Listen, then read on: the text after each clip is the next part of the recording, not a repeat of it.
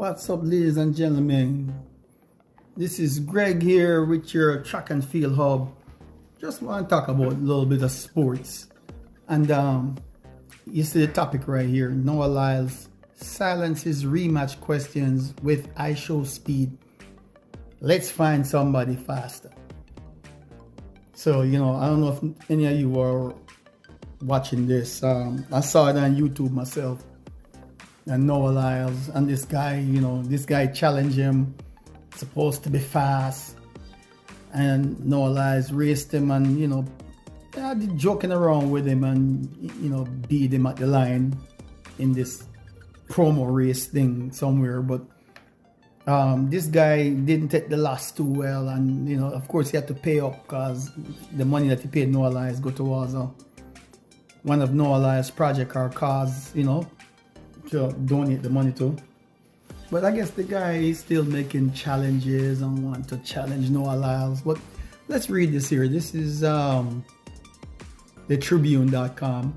It says Noah Lyles dismisses rematch with ISHOWSPEED, focusing on a bigger challenge with athletes like Tyreek Hill. Oh yeah, that's that football player that wants to challenge Noah Lyles. I guess he had thrown down the gauntlet some time ago. There's the picture of this. That's the guy on the right. This guy look hyped up. But Noah Lyles, he hyped up in this picture.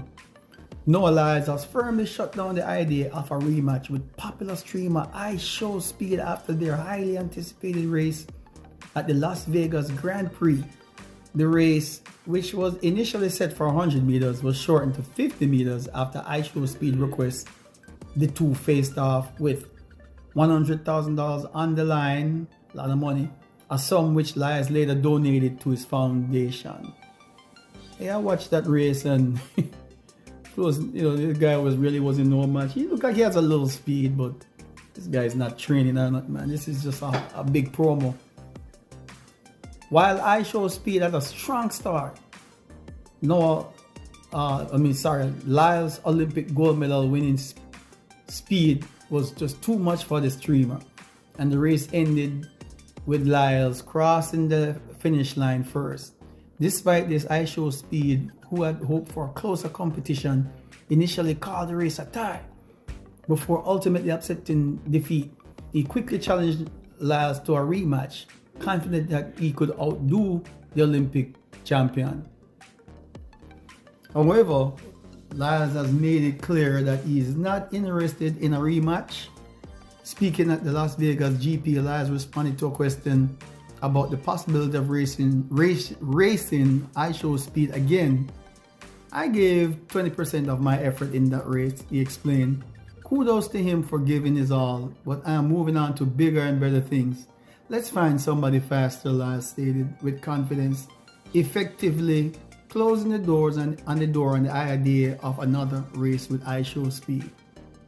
The article goes on and on. But I guess it's finished at the end. So I guess the thing is, Noah Lyles decide he's not gonna waste his time. This guy's kind of cocky. I've never heard of him until I saw that race on YouTube. Y'all can probably find that race on YouTube. What's the name of the guy?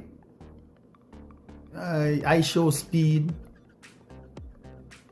So I don't know who he is necessarily. I just follow track and field mostly.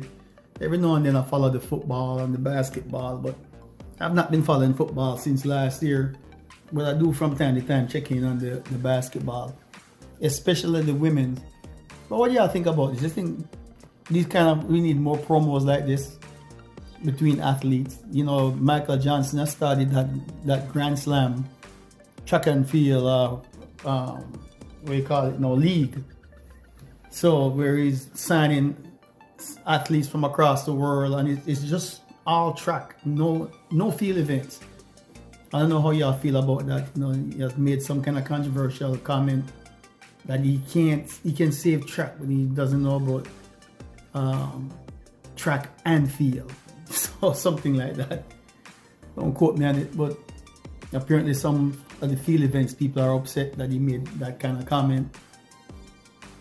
But only thing I don't like about these off-season promo events with athletes, they tend to sometimes suffer injuries. I'm glad Noah Lyles didn't suffer an injury, but you know, he's got to come back next year to redeem himself at the World Championship after losing his coveted 200 meters that he supposedly, that's his baby. He ended up winning the 100 meter at the Olympics in a tight race with my homeboy, Kishane Thompson. But we'll see. You have Christian Coleman, who's still yet to make a comeback. I mean, I know nowadays, imagine you're running 9.8s, and that's not even considered good enough to make the US team. It's crazy. These guys are way faster than my time. But anyway, I just wanted to cover this real quick, just to, you know, have a talking point. You know, if what y'all think, we should see more of these promo events of athletes in the off season, just to showcase some track and field, or you know, we should just wait until the track season starts and not do too many of these, you know, promo type events, even though it raises money, but sometimes they require the athletes to do crazy things. I think, look at what's his name, Wade Van Newkirk from South Africa. He was doing some kind of, you know, what do you call it now, entertainment promo thing, playing rugby or something like that in the off season.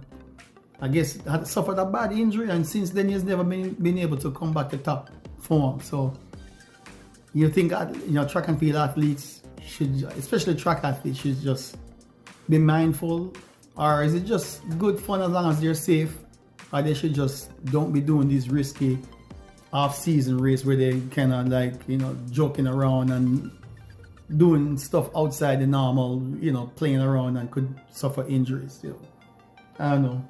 I think it's all good and fun as long as you're safe. You don't, you know, ruin yourself by getting an injury that's going to take you 2 months to heal, knowing that you have, you know, a big season coming up in 2025. But we'll see. What y'all think?